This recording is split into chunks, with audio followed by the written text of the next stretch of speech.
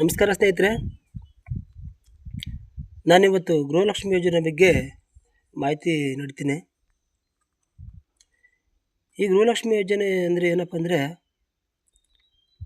ಮಹಿಳೆಯರ ಒಂದು ಆರ್ಥಿಕ ಸಬಲೀಕರಣ ಹೆಚ್ಚಿಸಲು ಸರ್ಕಾರವು ಪ್ರತಿ ಕುಟುಂಬದ ಮಹಿಳೆಗೆ ತಿಂಗಳಿಗೆ 2,000 ರೂಪಾಯಿ ಆರ್ಥಿಕ ನೆರವು ನೀಡುವ ಒಂದು ಯೋಜನೆಯಾಗಿದೆ.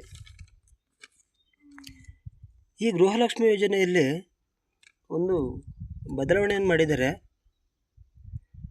ಆ ಬದಲಾವಣೆ ಏನಪ್ಪ ಅಂದರೆ,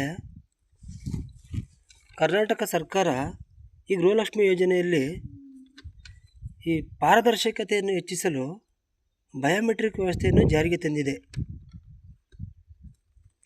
ಅಂದರೆ ಈ ಕೆಲವು ಅನರ್ಹ ಮಹಿಳೆಯರನ್ನು ಈ ಒಂದು ಗೃಹಲಕ್ಷ್ಮಿ ಯೋಜನೆಯಿಂದ ಕೈಬಿಡುವ ಸಲುವಾಗಿ ಸರ್ಕಾರವು ಕಟ್ಟುನಿಟ್ಟಿನ ಕ್ರಮ ಕೈಗೊಂಡಿದೆ.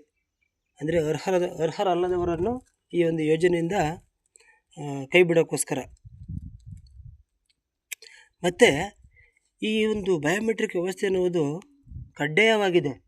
ಈ ಬಯೋಮೆಟ್ರಿಕ್ ವ್ಯವಸ್ಥೆ ಇಲ್ಲ ಅಂತಂದರೆ ಅವರಿಗೆ ಗೃಹಲಕ್ಷ್ಮಿ ಯೋಜನೆಯೇ ಸಿಗಲ್ಲ. ಹಾಗಾಗಿ ಇದನ್ನು ಕಡ್ಡಾಯಗೊಳಿಸಲಾಗಿದೆ. ಈಗ ಗೃಹಲಕ್ಷ್ಮಿಗೆ ಅರ್ಜಿ ಸಲ್ಲಿಸುವುದು ಹೇಗಪ್ಪ ಅಂದರೆ, ಈ ಮೊದಲೆಲ್ಲ ಸೈಬರ್ ಸೆಂಟ್ರಲ್ಲಿ ಅಲ್ಲಿ ಅರ್ಜಿ ಸಲ್ಲಿಸ್ತಿದ್ರು. ಇವಾಗ ಆ ರೀತಿ ಅಲ್ಲ. ಇವಾಗ ಎಲ್ಲಪ್ಪ ಅರ್ಜಿ ಸಲ್ಲಿಸ್ಬೇಕಂತಂದರೆ,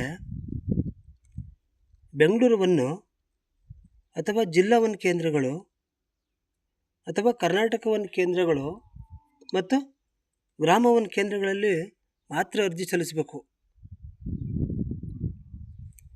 ಇಷ್ಟೇ ಮಾಹಿತಿ ಸ್ನೇಹಿತರೆ. ಮುಂದಿನ ವಿಡಿಯೋದಲ್ಲಿ ಸಿಗೋಣ. ವಿಡಿಯೋ ನೋಡಿದ್ದಕ್ಕೆ ಧನ್ಯವಾದಗಳು.